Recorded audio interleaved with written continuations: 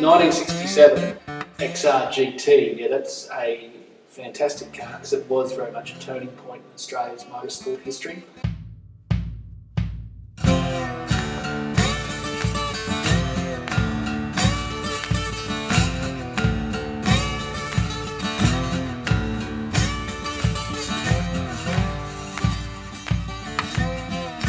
So I can't even imagine what it must have been like in '67 when the XR GT came out with that gorgeous 289 4-speed synchro box and a driveline that could handle it all day in what was for the time a revolutionary platform. The road testers at the time loved it. Holden initially didn't have an answer for it, so Ford did have that brief period in the sun where the XR GT very much was the greatest thing that your Australian dollars could buy. Harry Firth was employed to work his magic on the car, and that he did. He spec'd a fascinating automobile. I love the fact that Harry was admittedly very true to the car's name.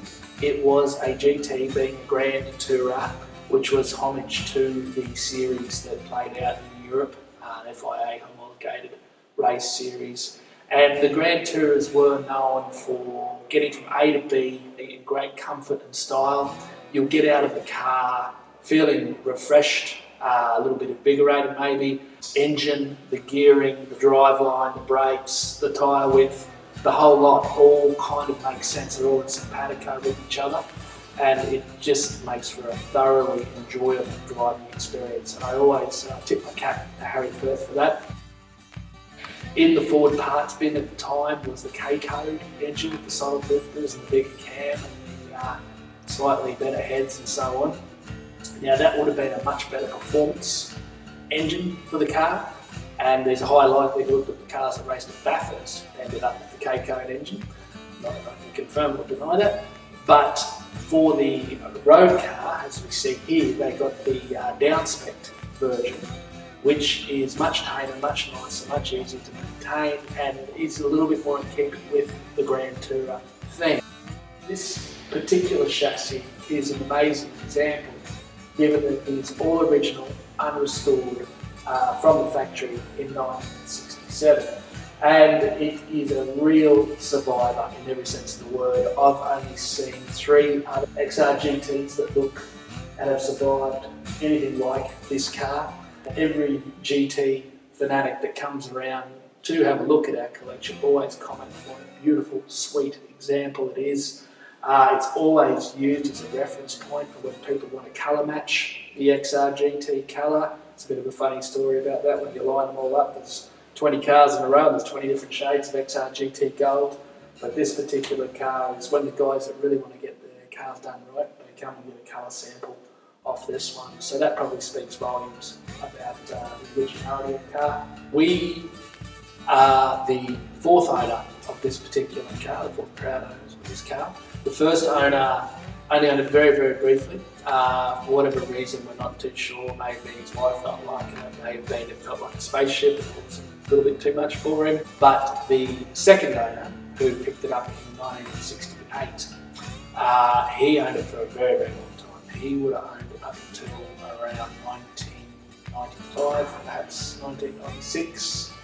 And he was a very, very particular man. He kept records of absolutely everything. What backs up this car's honesty is a log kept by a fastidious owner who must have had an aviation or engineering background or something that just shows all the work that went into it in keeping it in this amazing condition. That brings us to the third owner, a good family friend of ours who's also a very particular owner. He's quite well known in the GT Falcon fraternity. Any vehicle he owns is pretty much as good as you can get of that particular type. And this one certainly ticked the boxes for him. I don't think he was actively looking for an XR GT. I just think when the car's statistics or bona fides were run across his desk, he thought, well, I have to own this vehicle.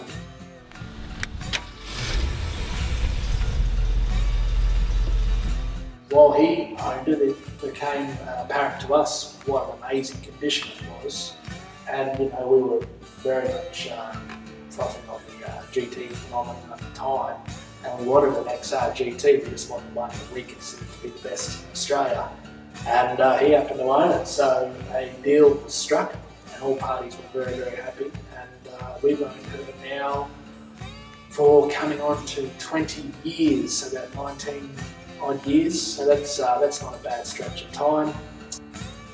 She's been extremely reliable, loved, cared for, and just a really, really sweet old car. But after 20 years of proud ownership, we've certainly decided it's time for someone else to pick up the torch and carry it. We certainly won't be selling the car just to anyone. Anyone that's got a whiff of being a restoration freak won't be allowed within 5 feet of it. Not that anyone would restore this car now. Everyone's sort of cocked on, but that's not quite the thing to do. The car is a survivor, but not a survivor in a marginal way. I mean, like, it's in beautiful condition for its age, absolutely amazing condition. And yeah, it needs an owner who respects that and understands that. So looking forward to talking to people soon about this beautiful XR GT of ours.